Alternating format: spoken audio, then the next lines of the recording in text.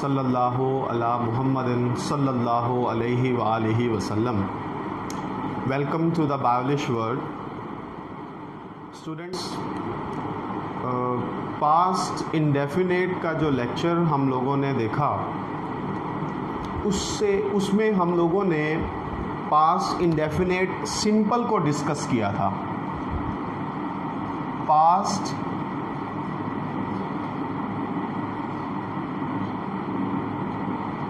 Indefinite simple. अच्छा जी, अब simple का जो फार्मूला था बेटा वो हम लोगों ने डिस्कस किया। सब्जेक्ट प्लस वर्ब की सेकंड फॉर्म प्लस ऑब्जेक्ट। इसमें बेटा एक चीज़ जो है ना वो ये डिस्कस करनी है कि इसमें एडवर्ब्स हैं। पास्ट इंडेफिनेट सिंपल के एडवर्ब्स हैं। नंबर 1 लास्ट,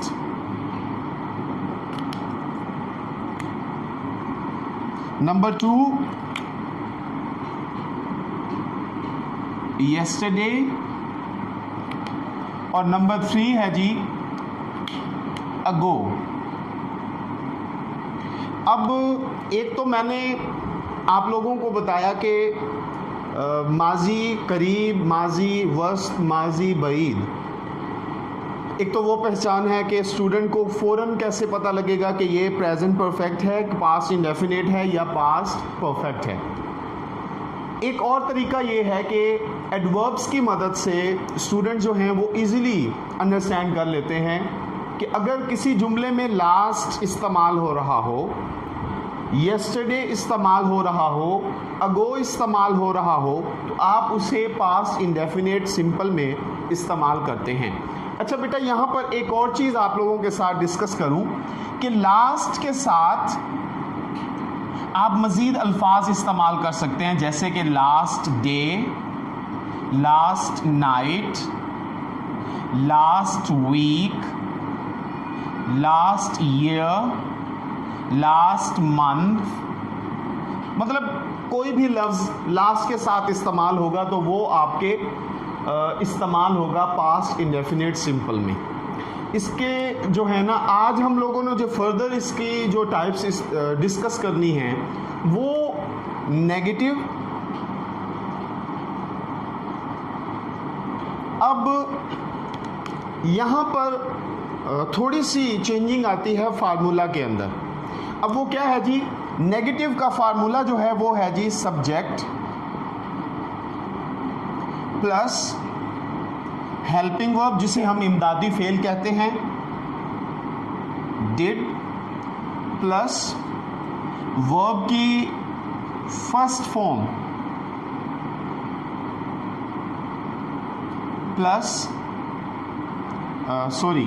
यहाँ पर हम नॉट करेंगे, प्लस वर्ब की फर्स्ट फॉर्म होगी और प्लस ऑब्जेक्ट। अच्छा, यहाँ पर जो पास्ट इंडेफिनेट सिंपल है इसमें यहाँ पर आप लिख लें जी फुल स्टॉप। फुल स्टॉप जो है ना ये पहचान है जी जुमला किस तरह ख़त्म हो रहा है। तो पॉजिटिव और सिंपल जो जुमले होते हैं वो फुल स्टॉप पे ख़त्म होते हैं। इसी तरह नेगेटिव सेंटेंसेस भी फुल स्टॉप पर ही ख़त्म होते हैं। यहाँ पर आप देखें कि थोड़ी सी चेंजिंग है, वो है इस जगह पे वर्ब पर। जो मैंने आप लोगों को कल बताया था कि वर्ब जो है वो बैकबोन है, यानी कि हमारा जो गुज़श्ता लेक्चर था उसमें हम लोगों ने ये डिस्कस किया कि वर्ब जो है वो बैकबोन है किसी भी जुमले की। तो पास्ट इंडेफिनेट सिंपल में तो वर्ब की सेकंड फॉर्म थी, लेकिन जैसे ही वो नेगेटिव हुआ तो वहाँ पर हेल्पिंग वर्ब इमदादी फेल का इजाफा हो रहा है और उसके साथ वर्ब की फर्स्ट फॉर्म हो रही है। अब ये चीज़ काबिल गौर है। अक्सर स्टूडेंट जो हैं यहाँ पर कंफ्यूज हो जाते हैं कि अगर वो इंडेफिनिट सिंपल है तो वहाँ पर वर्ब की सेकंड फॉर्म है, लेकिन जैसे ही वो नेगेटिव में जाता है तो वहाँ पर वर्ब की फर्स्ट फॉर्म इस्तेमाल होती है। तो उसकी बेटा वजह है ये इमदादी फेल, ये जो हेल्पिंग वर्ब था इसकी वजह से। अब ये हेल्पिंग वर्ब जो है basically first form do, second form जो है इसकी डिड और थर्ड फॉर्म हो गई डन। तो ये जो हेल्पिंग वर्ब है ये सेकंड फॉर्म के तौर पर इस्तेमाल हो रहा है, तो इसलिए यहाँ पर सेकंड फॉर्म नहीं बल्कि फर्स्ट फॉर्म इस्तेमाल होनी है। तो अब अगर हम ये देखें कि जैसे गुज़श्ता लेक्चर के अंदर था शी एट, अब इसमें क्या है जी, ये वर्ब एक्शन और इस एक्शन को परफॉर्म किया इसने, और ये क्या हो गया परफॉर्मर डूअर, ये बन गया सब्जेक्ट। अब ये वर्ब की कौन सी फॉर्म है जी, सेकंड फॉर्म है। अच्छा, गुज़श्ता लेक्चर में हम लोगों ने जो डिस्कस किया था, यानी कि जो पास्ट इंडेफिनिट सिंपल का लेक्चर था, उसमें हम लोगों ने डिस्कस किया कि वर्ब की जो सेकंड फॉर्म है वो रेगुलर और इरेगुलर वर्ब्स हैं, जिसे वीक और स्ट्रॉन्ग वर्ब भी कहते हैं। तो अगर हम इसको देखें तो ये कौन सी फॉर्म बनती है, ये इसकी फर्स्ट फॉर्म जो है बेटा वो है ईट और उसकी सेकंड फॉर्म एट। तो अब इसने अपनी हालत तब्दील कर ली, तो ये क्या हो गया इरेगुलर वर्ब, जिसे आप वीक वर्ब भी कहते हैं। अच्छा, अब बेटा इसको हमने चेंज करना है नेगेटिव में, तो हम क्या करेंगे, शी, ये सब्जेक्ट आ गया, हेल्पिंग वर्ब इस्तेमाल करेंगे डिड, नॉट। अब हमने फर्स्ट फॉर्म इस्तेमाल करनी है, तो यहां पर एट सेकेंड फॉर्म थी तो हम उसकी first form she did not eat. अब आप देखिएगा ज़रा कि ये सबसे पहले आपने जो हाईलाइट करना है वो है जी वर्ब। वर्ब ये हो गया निगेशन यानी नेगेटिव, ये इमदादी फेल और ये हो गया सब्जेक्ट जिसे हम डुओ या फिर परफॉर्मर कहते हैं। तो आपने थोड़ी सी इसमें चेंजिंग देखी, और वो चेंजिंग क्या थी कि सिंपल जो पास्ट इंडेफिनिट सिंपल था उसमें हमने सेकंड फॉर्म इस्तेमाल की, और नेगेटिव जो था उसमें हमने हेल्पिंग वर्ब इमदादी फेल के साथ वर्ब की फर्स्ट फॉर्म इस्तेमाल की।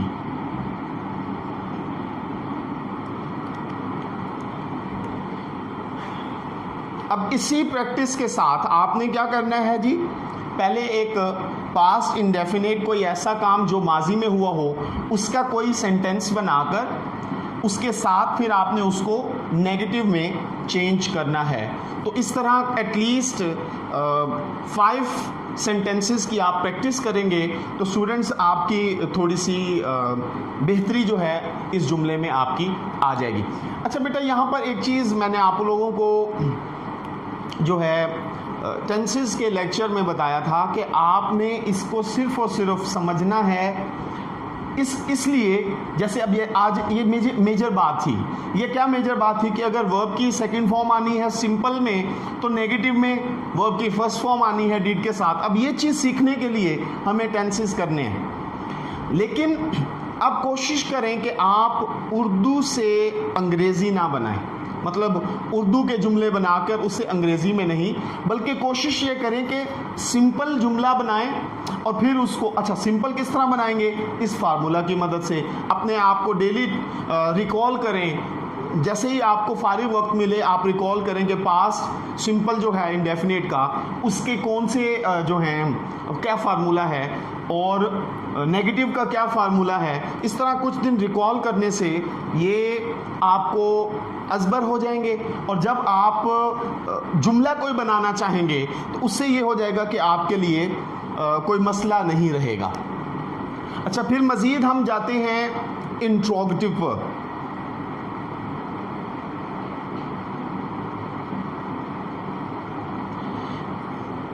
अब इंट्रोगेटिव जो है ये सिंपल और नेगेटिव से थोड़ा सा डिफरेंट है। उसकी वजह क्या है? उसकी वजह यह है कि हमारा जो सिंपल सेंटेंस था, ये जो इंडेफिनिट, वो उसकी इख्तिताम फुल स्टॉप पर है, नेगेटिव का इख्तिताम भी फुल स्टॉप पर है। अब ये चूंकि इंट्रोगेटिव है और इंट्रोगेटिव का मतलब होता है सवालिया, इसमें जो एक्शन है उसको सवालिया अंदाज में बयान किया जाता है। अब हम लोगों ने सबसे पहले इसका फार्मूला लिखना है। तो इसमें एक तरीका ये है कि आप फार्मूला, इंट्रोगेटिव का फार्मूला लिखते हुए आप हेल्पिंग वर्ब को सबसे पहले लेकर आते हैं। हेल्पिंग वर्ब हमारा है जी डिड, डिड के बाद subject,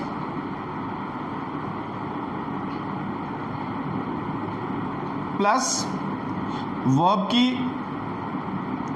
first form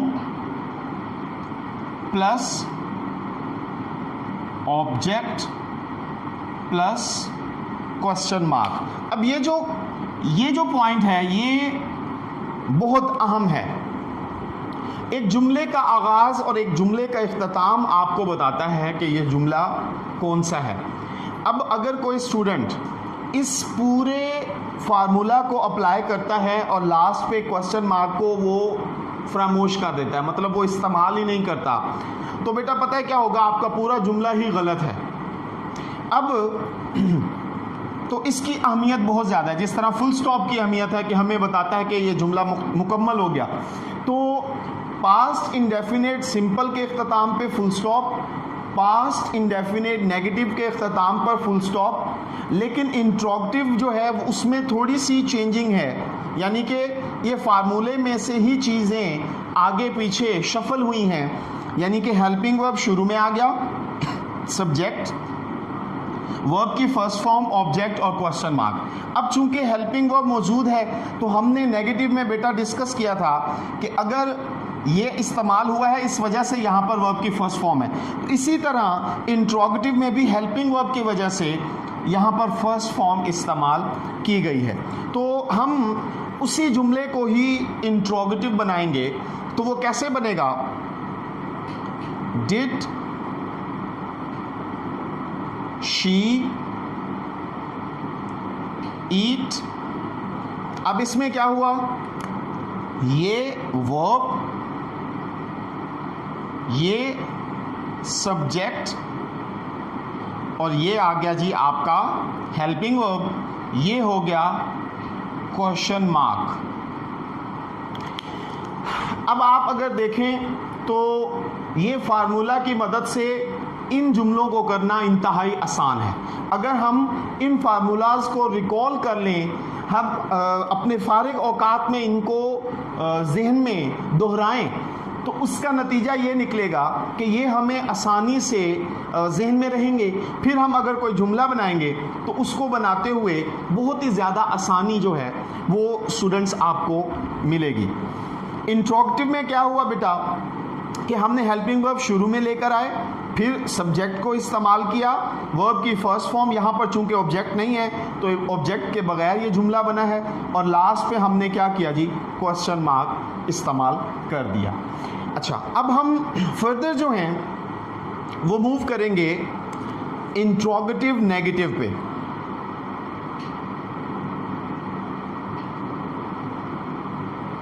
interrogative negative बेटा इंट्रोगेटिव जैसा ही है, लेकिन इसमें जैसे आप देख रहे हैं कि एडिशन किस चीज़ का है जी? निगेशन का, नेगेटिविटी का। तो बस सिर्फ और सिर्फ नॉट का जो है वो इजाफा होगा, एडिशन होगा हमारे जुमले के अंदर। तो हम सबसे पहले इसका फार्मूला देखेंगे कि हेल्पिंग वर्ब वो हमारा है जी did plus subject plus verb, उसके बाद आ जाएगा नॉट प्लस वर्ब की first form plus object plus question mark. अच्छा बेटा, यहाँ पर एक चीज़ आप लोगों के साथ मज़ीद डिस्कस करूँ। जैसे हमने नेगेटिव सेंटेंस किया, कुछ लोग क्या करते हैं जी, इसको शी डिड नॉट ईट, ठीक है। अच्छा, अब जब इंट्रोगेटिव नेगेटिव होगा तो बेटा ये दो तरह से बनता है। उसकी मैं आपको एग्जांपल भी देता हूँ। सबसे पहले तो हम इस सेंटेंस को इंट्रोगेटिव नेगेटिव में करते हैं। तो सबसे पहले हम क्या करेंगे जी, डिड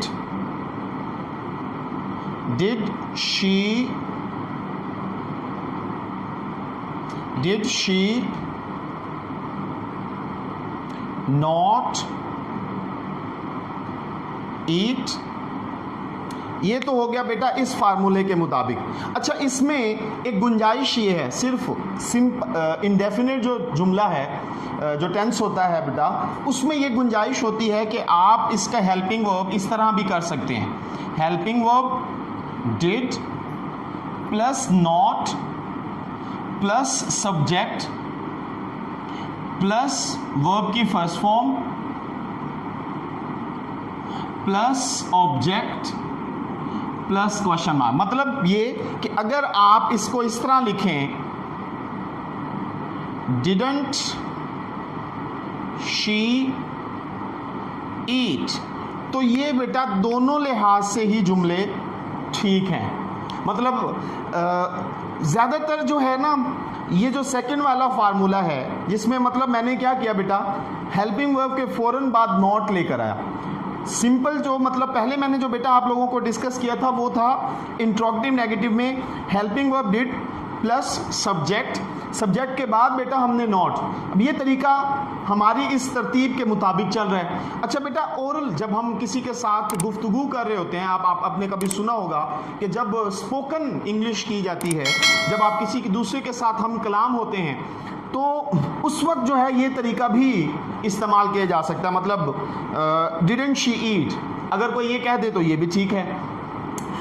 तो रिटन फॉर्म में ज़्यादातर इस तरीके को अप्लाई किया जाता है, जो फर्स्ट वन मैंने बेटा आप लोगों के सामने रखा है। तो हम लोगों ने बेटा पास्ट इंडेफिनिट सिंपल ये प्रीवियस लेक्चर में किया था, जो इसका लेक्चर 1 था, आज इसका लेक्चर 2 है। उसमें हमने बेटा ये फार्मूला डिस्कस किया एडवर्ब्स। ये एडवर्ब्स जो बेटा मैंने आप लोगों को बताया ना, ये इस चीज़ की तस्दीक है कि ये वाकई ही पास्ट इंडेफिनिट है।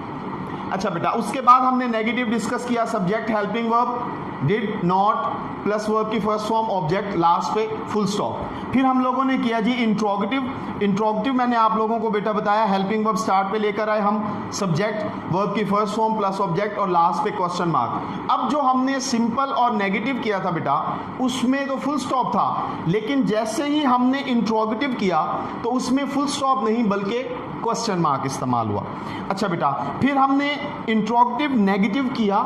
इंट्रोगेटिव नेगेटिव में हम हेल्पिंग वर्ब को पहले ले आए, फिर सब्जेक्ट, फिर नॉट, वर्ब की फर्स्ट फॉर्म, ऑब्जेक्ट, लास्ट पे क्वेश्चन मार्क। अब बेटा मैंने आप लोगों को बताया कि जब ओरली आप किसी से गुफ्तगू करते हैं तो आप ये तरीका भी इस्तेमाल कर सकते हैं। ये मेरा बताना आपको इसलिए मकसूद था कि बेटा अगर आप किसी से सुने तो आपके जहन में ये चीज़ ना आए कि ये चीज़ तो हमें डिस्कस नहीं की गई, हमें नहीं बताई गई, तो ये चीज़ भी इस्तेमाल की जाती है। अब हमारे फर्दर जो हैं वो हैं जी दो जुमले, पास्ट इंडेफिनेट WH या डबल इंट्रोगेटिव सिंपल, और WH या डबल इंट्रोगेटिव नेगेटिव। तो वो मैं अभी आप लोगों के सामने यहाँ पर बयान करता हूँ।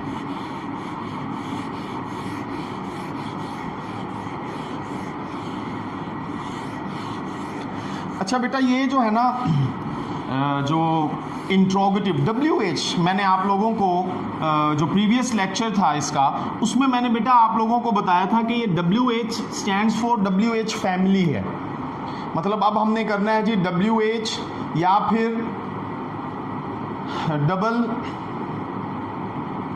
Interrogative simple.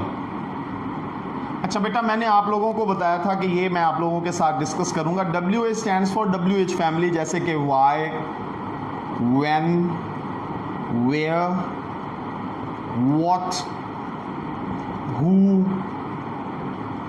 तो ये जो है ना whom, which, how, ये बेटा हमारी WH फैमिली है। इसको WH फैमिली इसलिए कहा जाता है कि ये सारे अल्फाज WH से क्या होते हैं जी, शुरू होते हैं, तो इनको WH कहा जाता है। अच्छा, WH और इसे डबल इंट्रोगेटिव का नाम मैं इसलिए देता हूँ बेटा कि अभी आपके सामने इसका जब मैं फार्मूला लिखूंगा तो आपको ज़्यादा वाज़ेह हो जाएगा।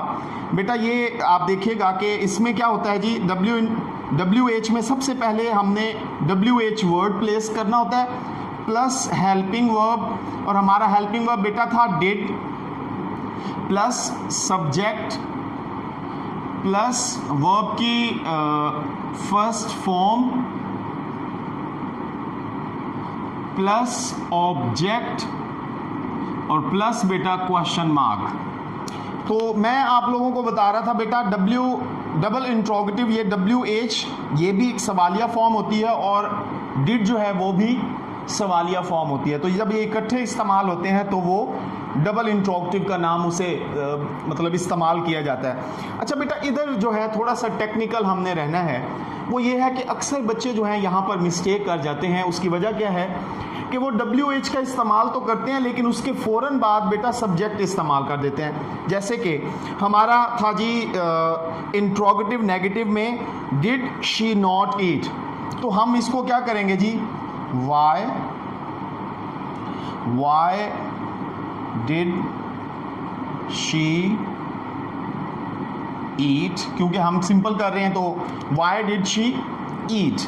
अच्छा बेटा, अब जरा नोट कीजिएगा, ये WH हो गया, हेल्पिंग वर्ब हो गया, सब्जेक्ट आ गया और वर्ब की फर्स्ट फॉर्म। ऑब्जेक्ट चूंकि हमारा इस जुमले में आ नहीं रहा तो लास्ट पे क्या आएंगे, क्वेश्चन मार्क भी इस्तेमाल होगा। अच्छा बेटा, अब स्टूडेंट्स गलती क्या करते हैं, वो क्या करते हैं जी, वो लिखते हैं जी वाई, वो सिंपली वाई शी ईट कर देते हैं या एट कर देते हैं। वो देखते हैं कि शी के बाद हेल्पिंग वर्ब इसमें नहीं है तो वो क्या करते हैं जी, इसे इस तरह लिख देते हैं, हेल्पिंग वर्ब को स्किप कर देते हैं। या फिर बेटा वो क्या करते हैं, वाई शी डिड ईट, या फिर बेटा जी वो इस तरह इसको गलत कर देते हैं। तो आप इस चीज़ को ज़हन नशीन रख लीजिए कि WH के फ़ौरन बाद हेल्पिंग वर्ब डिड का इस्तेमाल ज़रूरी है। अच्छा, अब बेटा जी हमारा है नेक्स्ट डबल इंट्रोगेटिव। सिंपल था तो बेटा अब क्या हो जाएगा, WH या फिर बेटा डबल इंट्रोगेटिव नेगेटिव। तो इसमें भी बेटा जस्ट निगेशन का जो है हमने इजाफा करना है। वो क्या करेंगे जी, हमारा हेल्पिंग वर्ब WH सबसे पहले आएगा, WH प्लस हेल्पिंग वर्ब बेटा डिड प्लस सब्जेक्ट, फिर बेटा हम सब्जेक्ट के बाद नॉट करेंगे प्लस वर्ब की फर्स्ट फॉर्म आएगी बेटा और प्लस ऑब्जेक्ट और लास्ट पे क्वेश्चन मार्क। तो अब हमने ये जो किया ना, वाई डिड शी ईट, तो अब हम इसे नेगेटिव में करेंगे, why did she not eat. अच्छा बेटा, इसमें भी आप कर सकते हैं वाई डिडंट शी ईट, जो मैंने आप लोगों को इंट्रोगेटिव नेगेटिव में बताया था ना, तो ओरली बयान करते हुए हम क्या करेंगे, इधर भी वही तरीका इस्तेमाल कर सकते हैं, वाई डिडंट शी ईट, वो भी ठीक है बेटा, और why did she not eat, तो ये जुमला भी ठीक है। तो मैंने बेटा आप लोगों को एक जुमला लेकर उसका सिंपल भी बयान किया, उसका नेगेटिव भी, उसका इंट्रोगेटिव भी, उसका इंट्रोगेटिव नेगेटिव भी, उसका WH सिंपल और WH नेगेटिव भी। अब बेटा आपने इसकी प्रैक्टिस इस तरह करनी है कि कोई एक जुमला लेना है जिसमें आपको लगे कि वो माजी क्या है जी, वस्त है, थोड़ा दूर का काम है, उसे हुए कुछ टाइम हो गया है। मतलब आप इस अंदाजे से भी इस्तेमाल कर सकते हैं कि लास्ट, यस्टरडे, अगो, ये अगर वर्ड आ जाएं, एडवर्ब सॉरी आ जाएं, तो अब बेटा जी आपने इस तरह का एक जुमला बनाना है, सिंपल का फार्मूला अप्लाई करके, सब्जेक्ट प्लस वर्ब की सेकंड फॉर्म प्लस ऑब्जेक्ट।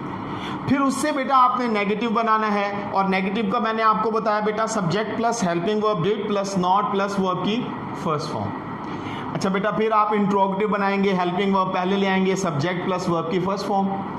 फिर आप इंट्रोगेटिव नेगेटिव बनाएंगे तो हेल्पिंग वर्ब शुरू में आ जाएगा, subject plus subject plus not plus verb की फर्स्ट फॉर्म प्लस ऑब्जेक्ट और लास्ट पे क्वेश्चन मार्क। तो इस चीज़ का भी आपने ख्याल रखना है बेटा, एहतियात करनी है कि इंट्रोगेटिव के लास्ट में क्वेश्चन मार्क ज़रूर इस्तेमाल होता है। तो ये सारे तरीके को आप अगर बेटा इस्तेमाल करेंगे तो आपके लिए पास्ट इंडेफिनेट अब मज़ीद मुश्किल नहीं रहेगा। एक चीज़ जो मैंने आपको प्रीवियस लेक्चर में भी, इसके जो लेक्चर नंबर 1 था पास्ट इंडेफिनेट का, उसमें बेटा आप लोगों को बताई थी कि ये प्रैक्टिस, इस चीज़ में प्रैक्टिस दरकार है। आपकी प्रैक्टिस होगी तो आप बेहतरीन तरीके से ये कुछ अरसा प्रैक्टिस करने के बाद फिर आपको, अगर आप इसको यूटिलाइज़ करेंगे ना, इस्तेमाल करेंगे अपने जुमलों के अंदर, अपने रोज़मर्रा की गुफ्तगू के अंदर, फिर बेटा ये आप लोगों के लिए किसी भी किस्म की परेशानी का बाइस नहीं बनेगा पास्ट इंडेफिनेट। तो बेटा जी अगर अभी तक आपने द बायोलिश वर्ल्ड को सब्सक्राइब नहीं किया तो बेटा उसे आप कर लीजिए, बेल आइकन को भी प्रेस कर लीजिए ताकि आपको मज़ीद इसके ऊपर लेक्चर्स जो हैं वो मिल सकें। खुदा हाफिज़।